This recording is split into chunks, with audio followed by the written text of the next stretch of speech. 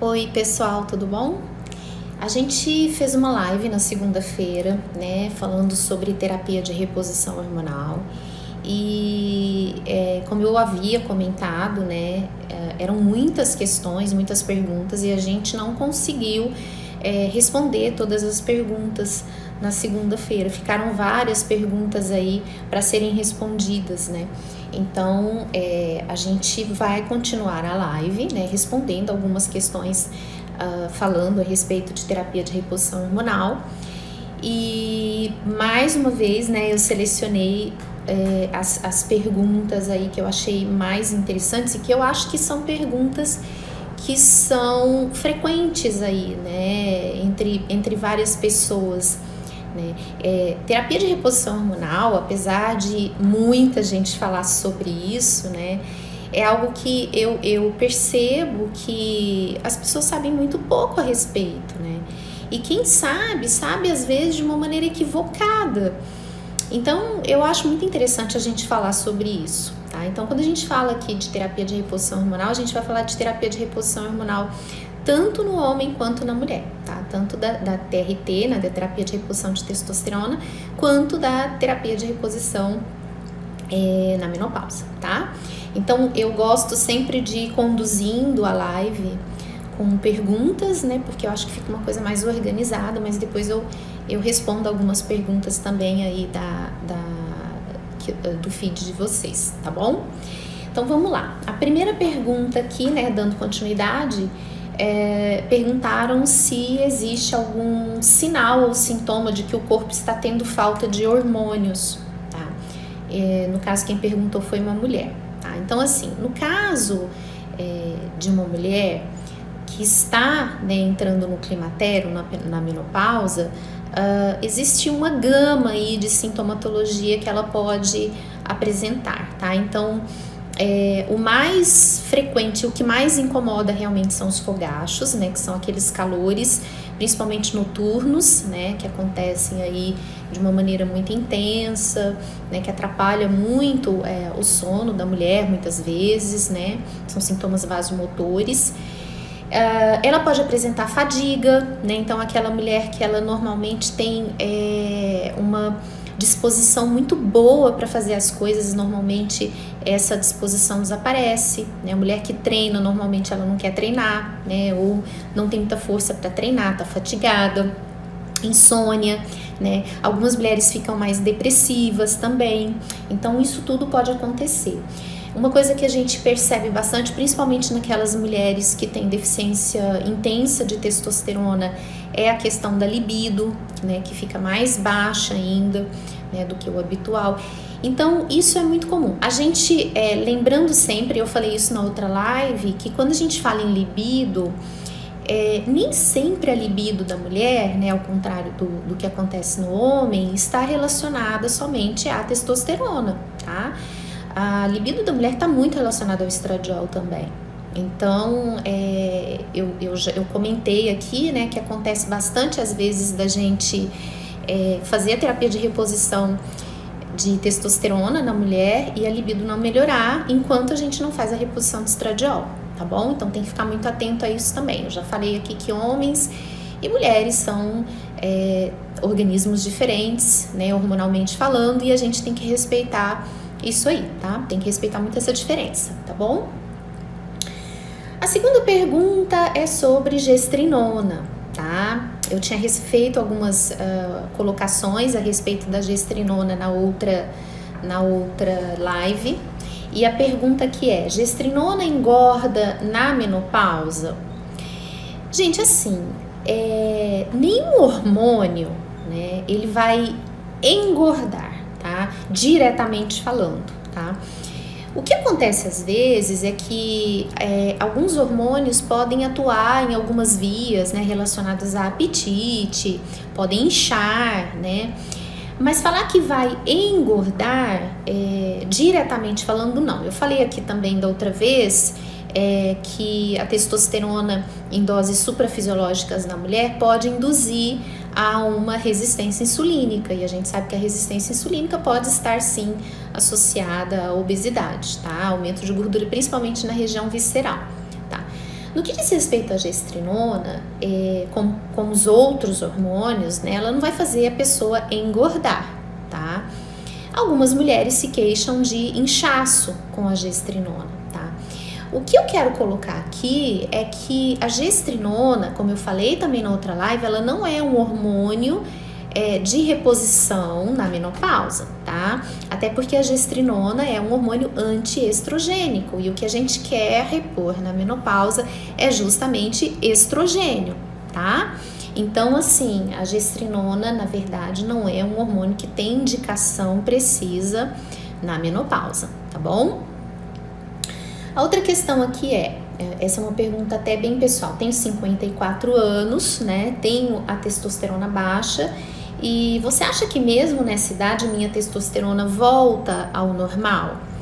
Então, gente, eu falo muito isso, né? A partir do momento que a gente faz o diagnóstico, né, de hipogonadismo, de deficiência de testosterona, né, no homem, tirando, né, a gente está falando aí de uma terapia de reposição de testosterona num homem que não tem outros fatores que estão levando a hipogonadismo. A gente está falando da idade, do DAEM, né? Da deficiência androgênica relacionada à idade, tá?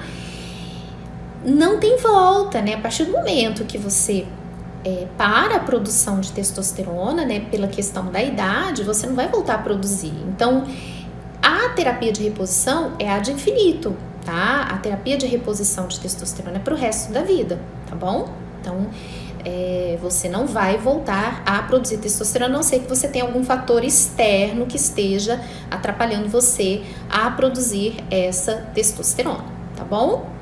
O pessoal que tá falando boa noite aí, boa noite para vocês também. A outra pergunta é a seguinte: qual o melhor momento?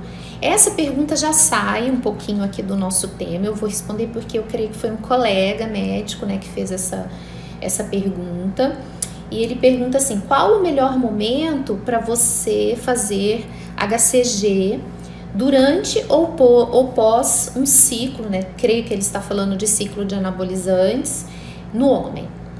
Então, assim, eu sempre falo o seguinte, né, que não faz muito sentido você fazer uma terapia pós-ciclo, né, com a testosterona alta. Tá? Então, a partir do momento que a pessoa está fazendo, o homem está fazendo um ciclo de esteroides, né, e está com níveis suprafisiológicos altíssimos de testosterona, eu não vejo muito sentido em se fazer HCG, tá? Intraciclo. O que acontece é que alguns usuários de anabolizantes que fazem uso contínuo de anabolizante, né, que a gente chama aí de blasting cruise, né, que ficam ciclando, né, o tempo inteiro, né, on fire, eles acabam fazendo usos esporádicos de HCG intraciclo para tentar evitar uma atrofia aí testicular muito importante. Mas aquele homem que está fazendo um ciclo de anabolizantes, né, e que tem começo, meio e fim, fazer HCG ou clomifeno durante, não vai adiantar muita coisa não, até porque a gente sabe que uma das coisas mais importantes, né, para você começar uma terapia pós-ciclo num paciente ou num usuário de anabolizante é esperar a testosterona dele cair para que você tenha bons efeitos, porque enquanto a testosterona estiver alta, você está fazendo inibição de eixo, tá bom? Então, é isso, acho que eu espero que eu tenha respondido, tá? Outra pergunta, né? Todos os homens terão deficiência de testosterona, né? Em algum momento da vida deles? Gente, a gente não pode falar que todos os homens terão deficiência de testosterona, mas a gente sabe que pelo menos 20% dos homens após os 40 anos, né, em algum momento, eles vão ter deficiência de testosterona, tá? E é óbvio que essa testosterona, ela tende a cair com a idade, tá? Se essa queda, ela vai representar né, ela vai causar um impacto na saúde desse paciente é outra coisa, né? Então, assim, existem homens que conseguem conviver com uma testosterona baixa muito bem, né? Agora, tem homens que realmente têm queixas muito importantes relacionadas à deficiência de testosterona, tá? Então, diferentemente da mulher, né, que a gente sabe que toda mulher um dia vai entrar na menopausa, né? Vai parar de menstruar, vai perder a sua fertilidade, isso não acontece com o homem. Até porque a gente sabe que existem homens aí com 60, 70 anos que podem ser pais, tá bom? Bom, outra pergunta. Eu fui ao médico e o médico disse que eu tenho deficiência de testosterona porque eu sou obeso.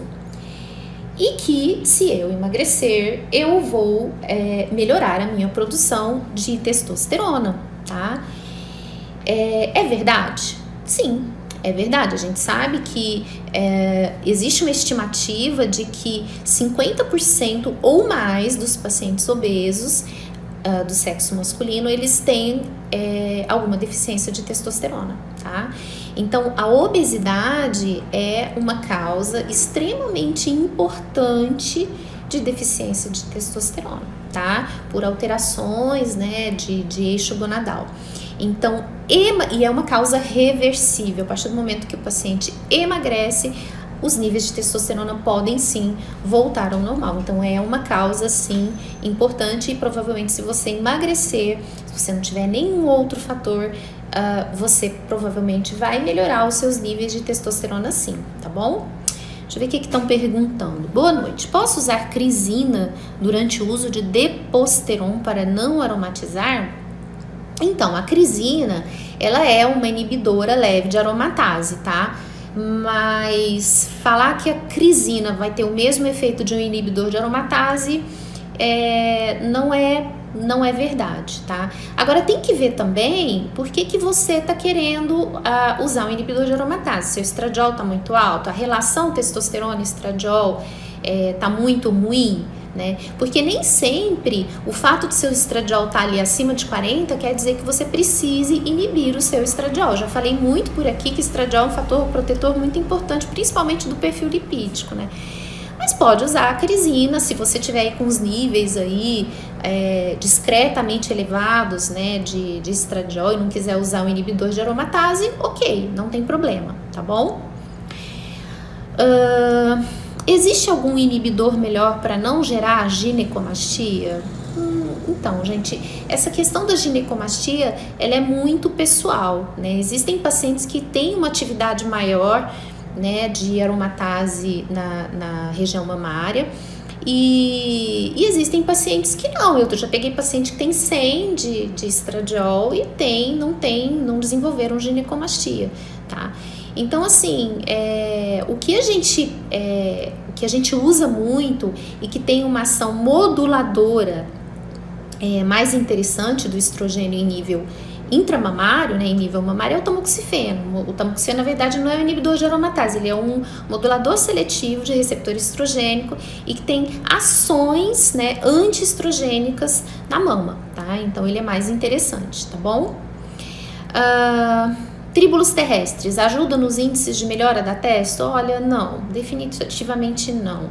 Ele tem uma pequena ação de melhora de níveis de gonadotrofinas, mas não é significativa aí para aumentar significativamente a testosterona, tá? A ação dele não é muito... Ele tem outras ações, né, interessantes, mas não a ponto de ter aumentos aí muito importantes na testosterona, tá bom?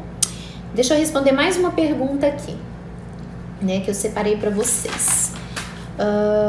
O médico não quis fazer reposição da minha testosterona porque ele disse que tem risco de eu ter infarto e derrame. Observação: sou magro e não tenho nenhuma doença, metabólica.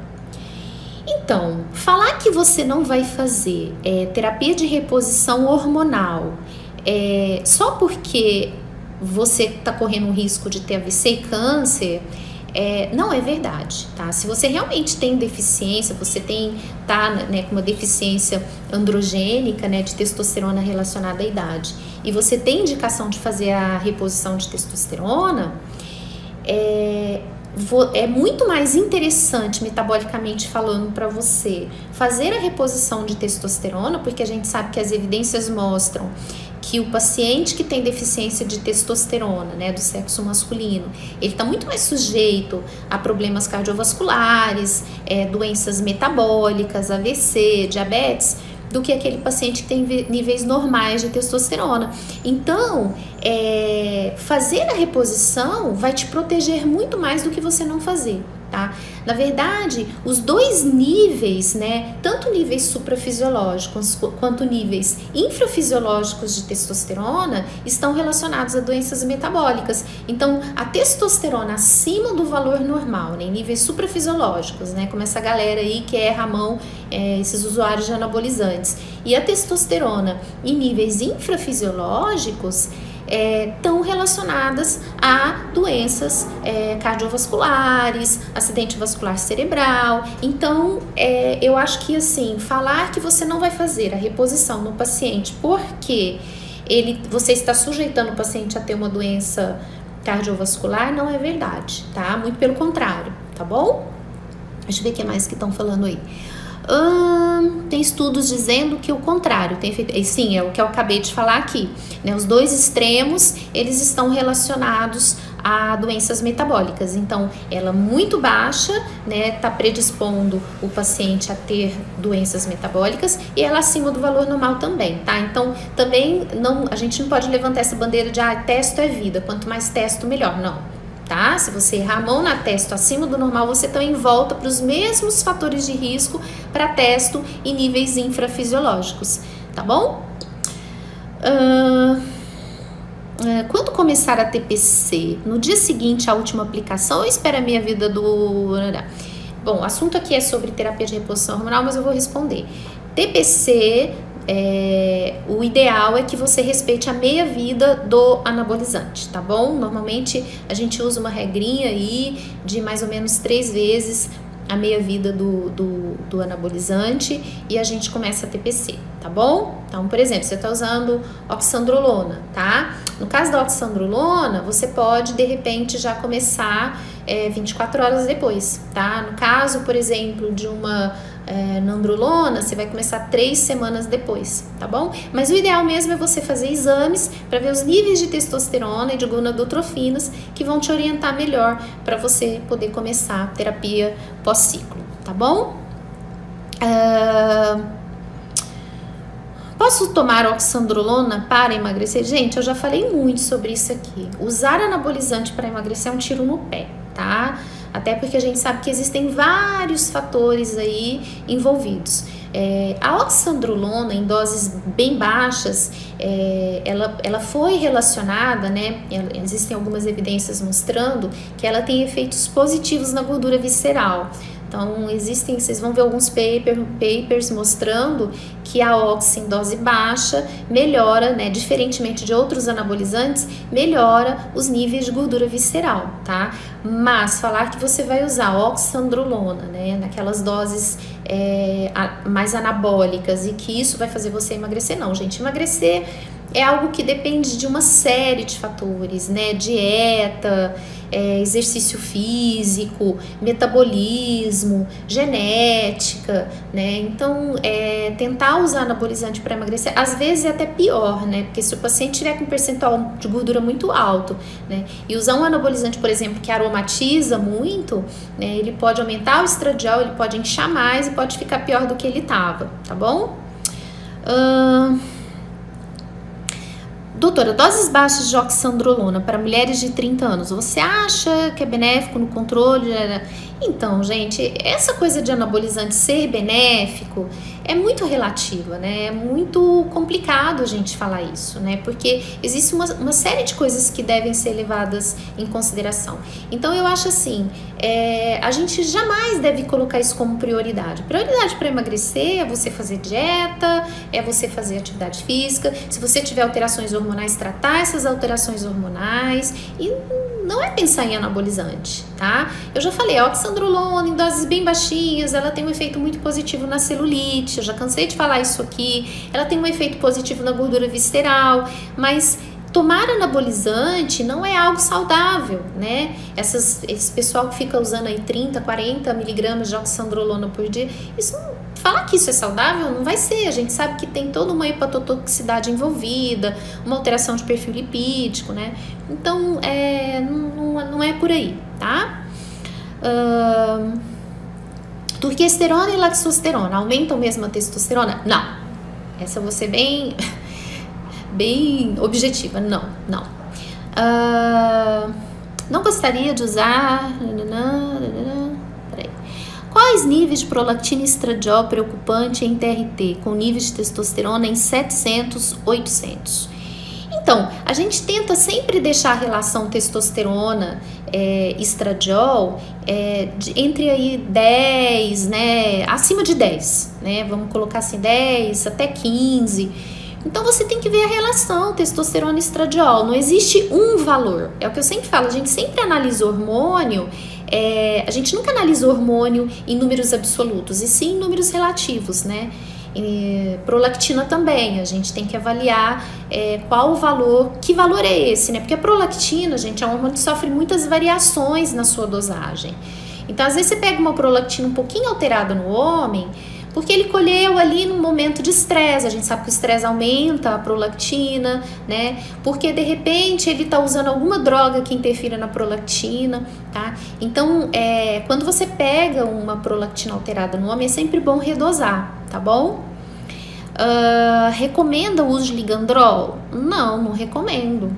Por que eu recomendaria, né? Uma que eu acho que SARM, cada vez mais eu tenho me decepcionado muito, principalmente com esses SARMs, SARMs mesmo, porque tem algumas substâncias que o pessoal chama de SARMs que na verdade não são SARMs, mas esses SARMs a gente sabe que eles têm uma alteração eles têm uma ação muito negativa no perfil lipídico, né, reduz muito HDL e o efeito anabólico dele é muito pobre, né, vista das alterações metabólicas que ele vai causar, inibição de eixo também, tá bom?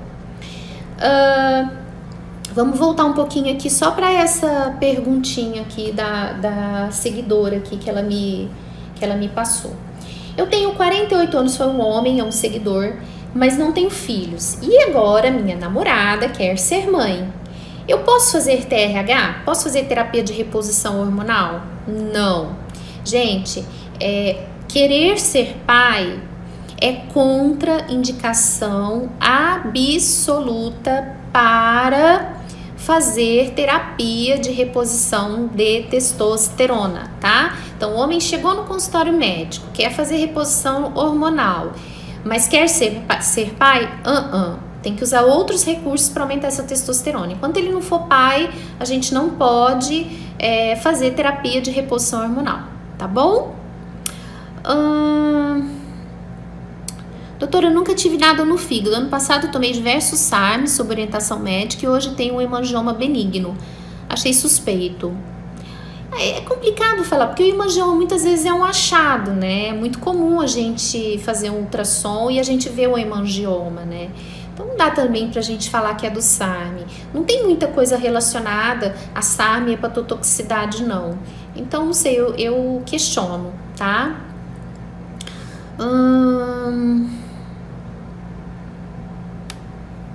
Todo perfil hormonal ok e libido baixo, tenho 45 anos. E agora? Então, gente, já cansei de falar aqui, né? Libido, não tem nada...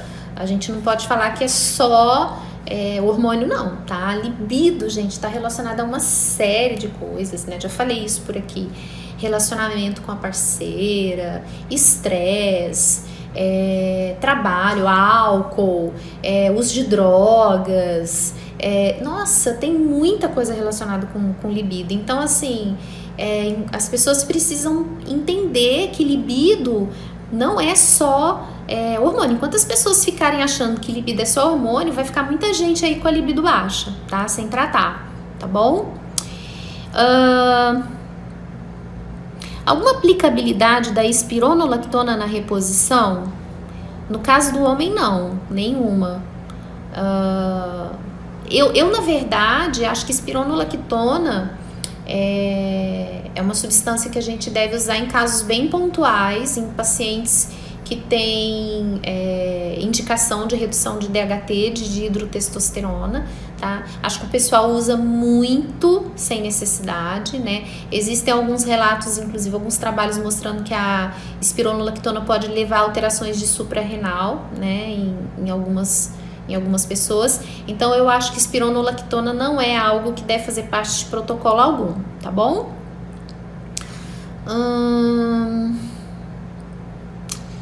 Estou com testosterona baixa, o tribulus ajuda? Provavelmente não vai ajudar muito.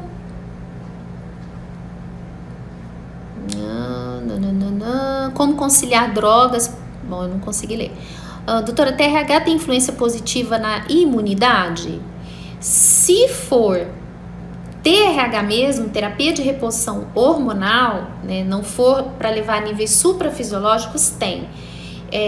Saiu um trabalho uma vez associando o excesso de hormônios androgênicos com queda de imunidade, tá? A gente precisa pensar o seguinte: a testosterona, ela tem um efeito inverso ao estradiol no que tange a imunidade, né? Então, o estradiol, ele exacerba, né? E a testosterona, ela reduz, tá? Eu tô falando em excesso, tá, gente? Por isso que mulheres têm mais doenças autoimunes, né? Por conta dessa exacerbação imunitária, tá? Então, a gente tem que pensar que o excesso de hormônios de testosterona pode prejudicar a imunidade, tá bom? Em níveis fisiológicos, ela melhora a imunidade, ela modula positivamente a imunidade, tá bom?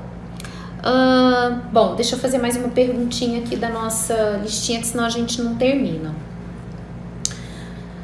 Bom, doutora, entrei na menopausa, pode acontecer de engravidar na menopausa?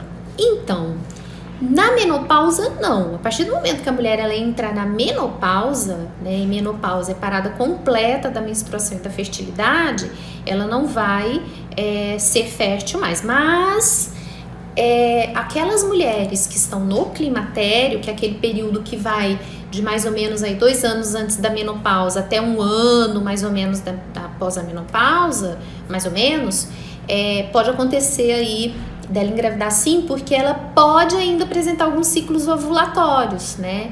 A gente sabe que 80% das mulheres elas são inférteis no climatério, mas 20% podem ovular e podem. Então, mulher que está no climatério, tá? Que não entrou ainda na menopausa, ela pode até estar fazendo reposição hormonal, mas ela não entrou na menopausa e não está se protegendo, tem que usar um método contraceptivo, se não tiver o desejo de engravidar. A gente sabe que depois de uma certa idade, as gestações são de risco, né? Então, se a mulher não tiver o desejo de engravidar, tem que usar método contraceptivo, tá bom? Doutora, você não faz atendimentos online? Eu estou fazendo agora, até respondi na live da segunda. Estou fazendo agora porque o CRM, nesse período de quarentena, ele liberou. Estou fazendo até alguns, estou conhecendo várias pessoas de vários lugares do Brasil, porque eu estou fazendo alguns atendimentos online sim, tá? Que mais? Doutora, boa noite. Falando sobre o turinabol, você concorda que poderia ser considerado Não, turinabol para mim é um anabolizante. Finasterida a longo prazo é perigoso? Então, gente, eu já falei bastante da finasterida aqui, né? Eu acho que depende, tá?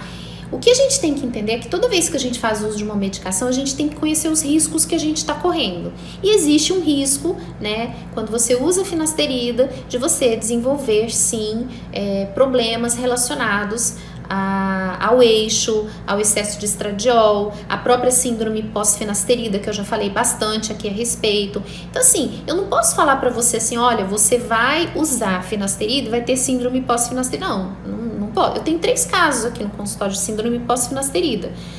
Mas eu tenho pacientes que usam finasterida e que estão super bem. E tem aqueles pacientes que pararam porque tiveram aí alteração de libido, né? Tiveram algumas alterações indesejáveis que eles não acharam legal.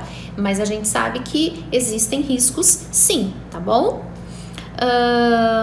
Raloxifeno para ginecomastia, procede? Então, o raloxifeno é um modulador seletivo de receptor estrogênico, tá? Teoricamente, ele poderia ser usado, mas o raloxifeno ele tem uma ação pró-estrogênica mais interessante em osso, né? Então, se a gente tem o tamoxifeno, não vamos inventar moda, vamos continuar com o tamoxifeno, tá bom? Sal palmito para mulher ajuda no cabelo? Se for uma alopecia androgenética com aumento de DHT não muito importante, o sal palmito pode sim ser uma boa opção, tá bom? Quem faz uso contínuo de testosterona pode doar sangue para melhorar os níveis de hematócrito? Se estiver com hematócrito alto, né, acima ali de 53, e for a única alteração relacionada à terapia de reposição de testosterona, a doação de sangue, sim, é uma boa estratégia, tá bom? Doutor, estou na pré-menopausa, meu ginecologista não me indicou reposição hormonal e tenho queda de cabelo, metabolismo lento, eu teria que fazer reposição? Tenho 44 anos. Então, do que você me falou aí, nada ainda indica uma reposição hormonal, tá? Quando a gente fala assim, ganho de gordura, metabolismo, a gente consegue melhorar isso com outras estratégias que não necessariamente a terapia de reposição hormonal. Então, assim, diminuição de metabolismo ainda não é indicação para você fazer terapia de reposição hormonal, tá bom? Gostaria de colocar o chip da beleza. Eu tenho um mioma, já coloquei, durou 3 meses, era para ficar 6 meses, foi muito bom, gostaria de colocar de novo. Mas, gente, então, se você se sentiu bem, né? Se você colocou, deu resultado, você não teve efeito colateral e acha que você tem grana para manter, ok. Eu acho que tem maneiras mais baratas de você tratar um mioma, mas se você achou bacana, go ahead. Se você não tem nenhuma contraindicação, tá?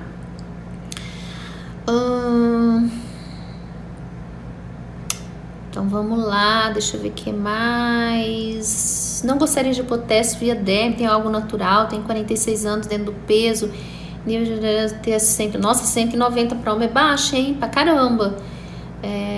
Acho que você não vai conseguir melhorar naturalmente aí sua testo, não. Bom, 190 é um desafio, né? Eu acho que uma testozinha transdérmica aí de leve para você seria mais interessante, né? Até porque eu acho que com 190 você já tá com bastante sintomas, né? Eu acho, tá? Deixa eu dar um beijo aí pros meus pacientezinhos que entram. A Simoninha Murari, que é minha paciente. Beijo pra você, espero que você esteja se cuidando, né? Qual a sua opinião sobre a administração deixa eu responder essa. Ibutamoren como alternativa econômica de déficit de crescimento. Então, o Ibutamoren, ele vai estimular IGF-1, né? É uma alternativa interessante para aquele paciente que tem uma deficiência de GH constitucional, não aquela deficiência clássica de GH. Então, se for um pacientezinho que tem uma deficiência constitucional e não tem dinheiro, não tem um poder aquisitivo para fazer uso do GH, né? Até porque a gente sabe que o paciente, para ganhar o GH, né, tem toda uma burocracia, pode ser interessante sim, tá? Tá, eu vou fazer uma live sobre a síndrome de ovário policístico, eu prometo, porque senão a gente começa a sair muito aqui do assunto, mas eu prometo que eu vou preparar sim, eu vou fazer, tá bom? Níveis ideais de testosterona para homem de 34. Então, gente, não existe um nível ideal. Existe aquele nível, né, que vai ali de 200 até 800, 900, mas a gente sabe que normalmente nessa idade, né, o homem ele tem aí um nível entre, sei lá, 400, 500 até 800. Não existe nível ideal, existe como você está se sentindo. Claro que existem níveis críticos, né? Você não vai falar que um homem que tá com 180, 150 de testosterona vai estar bem, tá? Mas não existe muito aquela questão de nível ideal. É que nem eu falei, eu já peguei pacientes que estão com níveis de testosterona de 300 e estão se sentindo super bem, tá? Então isso é muito relativo, tá bom? Vamos fazer mais uma perguntinha aqui. Bom, terapia de reposição hormonal reverte a menopausa? Então, gente, eu já vi muita gente falar isso, né? Perguntar assim, eu não quero ter menopausa, eu quero começar a fazer o tratamento precoce porque eu não quero ter menopausa, gente. Só que, infelizmente, isso não acontece, tá? O fato de você fazer reposição hormonal não vai fazer você não ter menopausa. Vai fazer com que você passe pela menopausa de uma maneira mais tranquila, com poucos sintomas, né? Eu falei na outra live também que quanto mais precocemente você começar a terapia de reposição hormonal, menos sintomas você vai ter, de maneira muito mais tranquila você vai passar por essa fase. Mas falar que você vai impedir a menopausa, falência ovariana, não, infelizmente não, tá bom? Minha TESS está em 210, segundo o último exame, consigo aumentar sem reposição de TESS? Tem 43 anos. Então, eu precisaria saber mais informações. Então, por exemplo, se você tiver um hipogonadismo, que a gente chama de hipogonadotrófico, né, com gonadotrofinas baixas, LH, FSH baixo, você não precisa usar testosterona. Você pode estimular o seu eixo, né, com clomifeno, algum outro tipo de medicação, e aí você vai aumentar a sua testosterona. A gente precisa ver também quais são as causas da sua testosterona baixa, que nem eu falei, vamos supor, se você tiver obeso, se você tiver algum outro fator interferente, a retirada do fator causal vai fazer com que a sua testosterona suba. Então, só o valor de testosterona é muito pouco pra gente poder opinar, tá bom? Ainda existe a história de meia-vida da Oxy? Claro, toda droga tem meia-vida. Isso aí sempre vai ter, tá?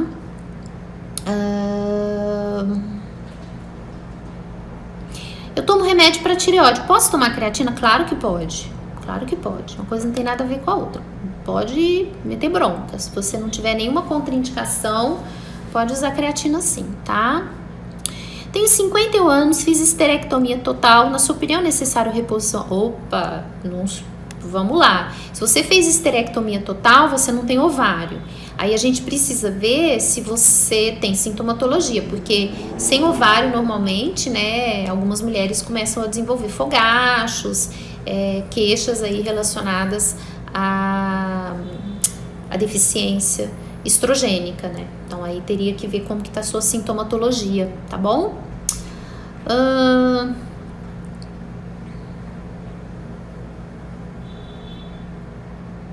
Doutora, qual a sua opinião sobre 7-keto DEA? Eu falei isso, eu respondi essa pergunta na primeira live, né? Falando sobre o DEA, que o DEA ele é um modulador imunológico muito importante, que é o primeiro hormônio que cai, né? Cai a partir dos 30 anos, mas que não existem muitas evidências mostrando os seus benefícios aí em alguns aspectos, tá? Então, eu costumo repor quando há deficiência, tá? Principalmente naqueles pacientes que têm deficiência androgênica, né? Aquelas mulheres que têm deficiência androgênica, alguns idosos. Eu falei que tem um trabalho que mostrou que a reposição de DEA em pacientes idosos reduziu as quedas, né? O que é uma coisa muito interessante, muito importante para idosos, tá?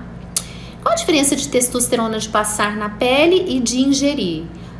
Via de administração, né? A testosterona transdérmica, ela não tem a passagem pelo fígado, né? Então, ela é menos hepatotóxica e também você consegue manter níveis mais estáveis, né? Do que via oral. Porque via oral, a gente precisaria tomar testosterona várias vezes ao dia para tentar manter um nível, né? Por conta da degradação, tá? Então, tem total diferença. Testosterona via oral é uma coisa que a gente praticamente nunca usa, tá? Doutora, você considera que enantato de metenolona menos agressivo que oxandrolona em termos de colaterais para mulheres? Não considero não. A primobolan, né, que é a metenolona, ela é um anabolizante de colaterais suaves, mas tudo é dose dependência, né? Tudo depende da dose. Se você usar, por exemplo, 80 miligramas de oxandrolona e usar 100 miligramas semanais da metenolona, provavelmente a oxi vai ser mais agressiva, né? Se você usar uma dose mais baixa da oxandrolona, ela vai ser menos agressiva. Na verdade, a oxandrolona é mais fácil da gente manejar colaterais, né? É mais fácil da gente prever colaterais, né? Então, não sei, eu acho que para mulher a gente tem sempre que tomar muito cuidado com o anabolizante, independente de qual for o anabolizante, tá?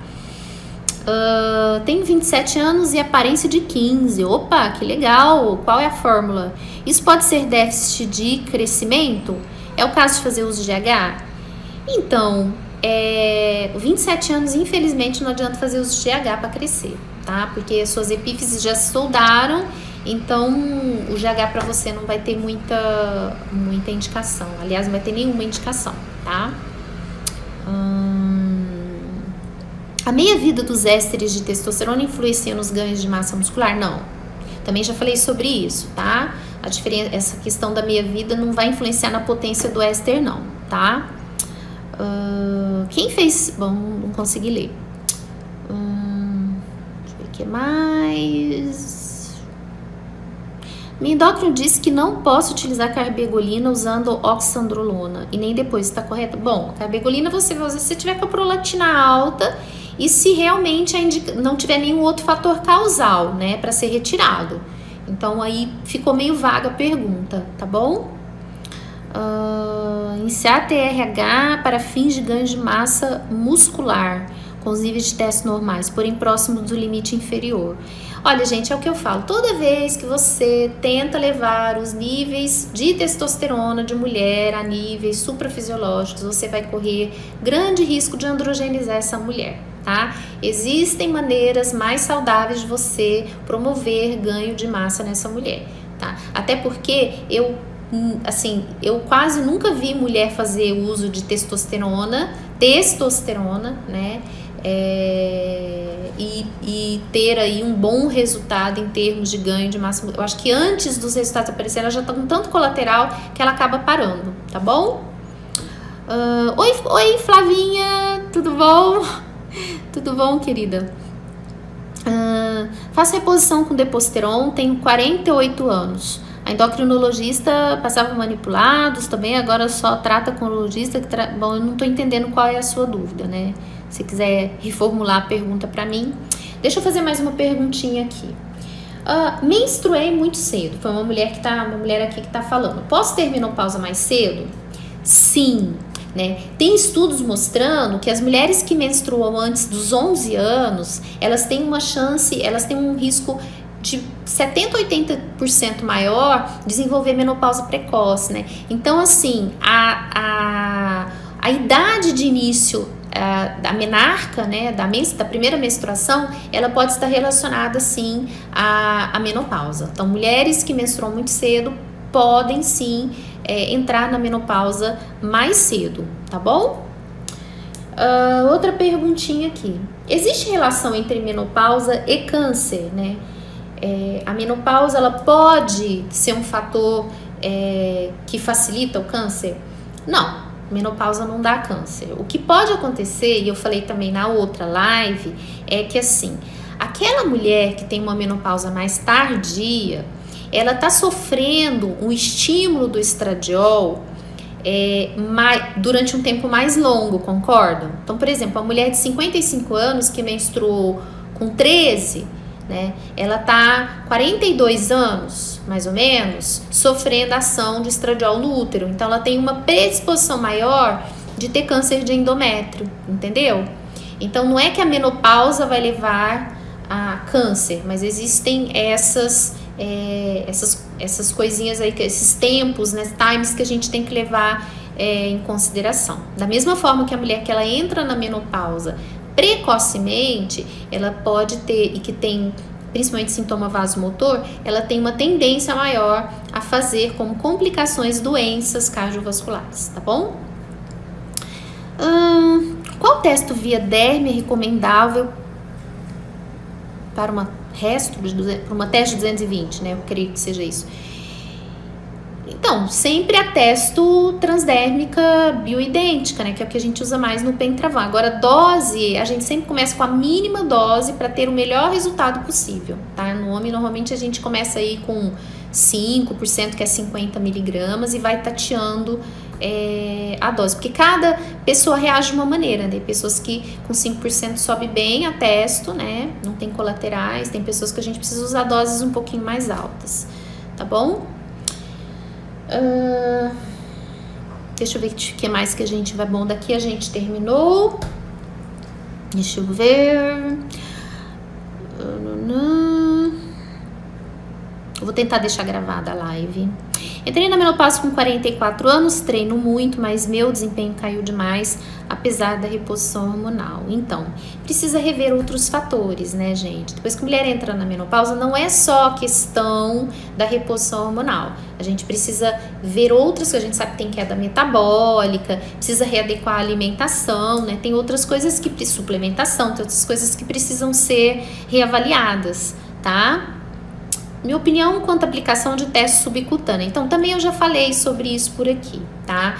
Existe uma teste subcutânea que foi lançada, né, nos Estados Unidos, que eu acho que daqui a uns anos vai vir para o Brasil, que é o Xiosted, que é o enantato de testosterona subcutâneo, e que, teoricamente, seria uma testo para dar níveis mais estáveis, né, de testosterona e tal. Então, assim, eu não tenho muita experiência, mas o que eu já vi é que, em termos de resultado, não vai ter tanta diferença, né? Pode haver uma certa vantagem na questão de aromatizar menos, né? E de ter níveis mais estáveis, que é extremamente desejável quando a gente faz a terapia de reposição hormonal.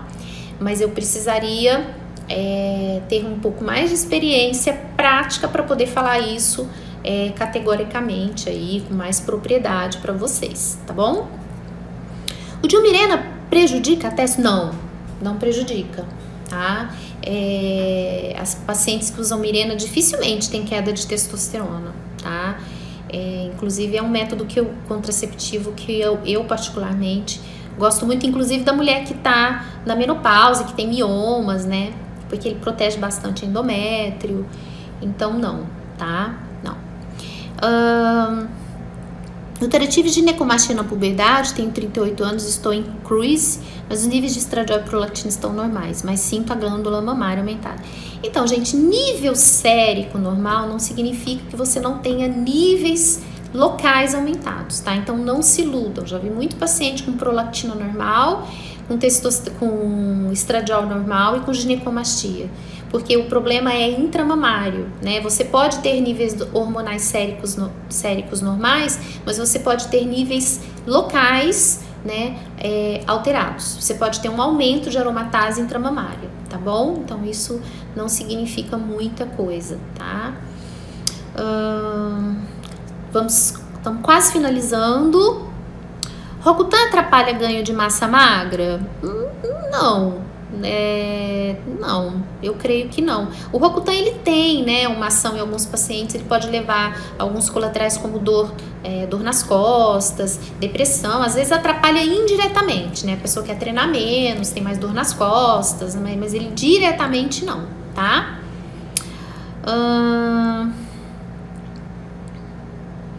Doutora, é normal estar sem menstruar durante 4 anos seguidos depois de parar de tomar a pílula? Exames todos normais, prolactina estava um pouco mais elevada, mas nada especial, não sabem.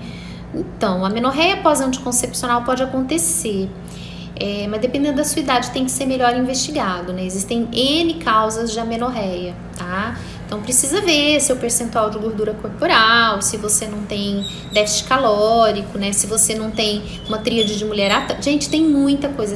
Essas perguntas, elas são muito vagas, porque a gente precisa de muito mais informações, tá bom? Que indica para evitar a ginecomastia no... gente... eu acho que você não tem que usar nada para evitar, né? Eu acho que esse negócio de ficar usando coisa para evitar é porque você já sabe que o negócio vai dar errado, né? Se tiver, o ideal é você usar um modulador seletivo de receptor estrogênico que atua mais localmente na mama, eu já falei, né? Tamoxifeno. Metformina atrapalha o ganho de massa muscular no ciclo? Não.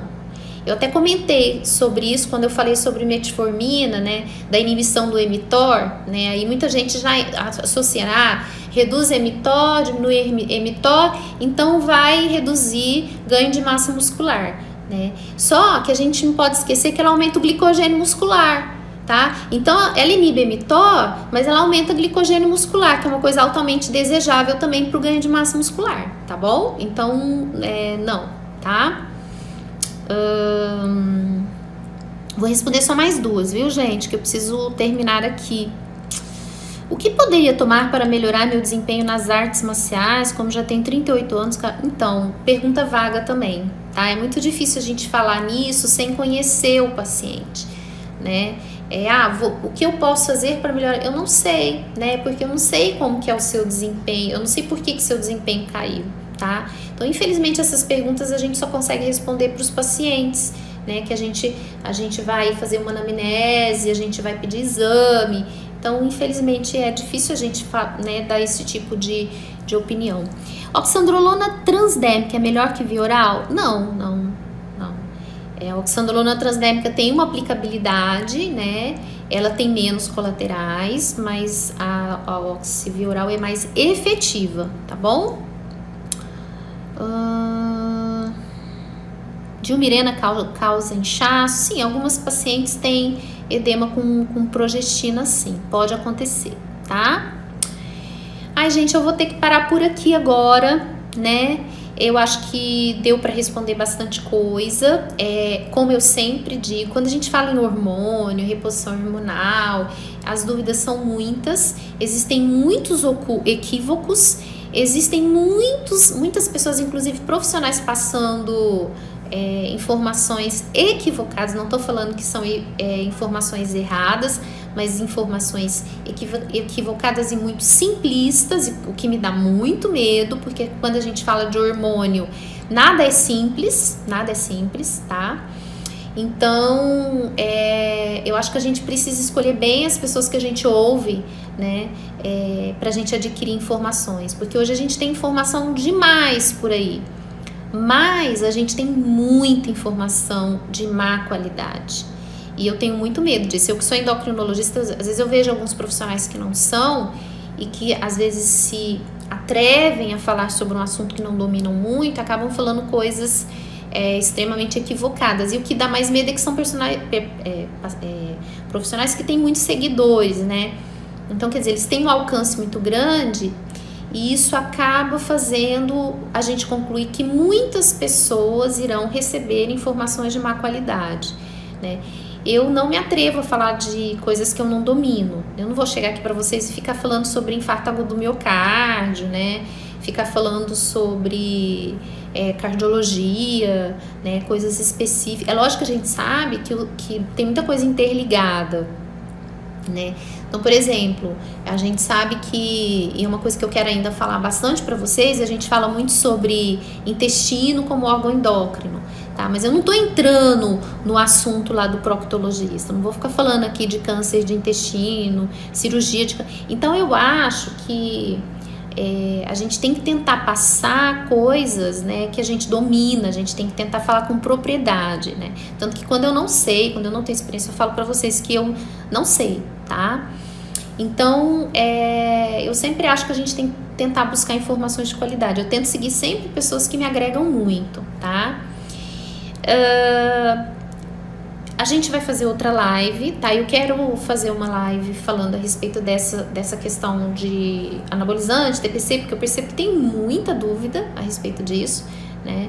Eu pego muita coisa aqui no consultório muito mal feita, né? Pacientes que às vezes recorrem a profissionais porque fizeram uso de anabolizantes por conta própria, ou até com outros profissionais, de maneira totalmente, né, errada, sem orientação.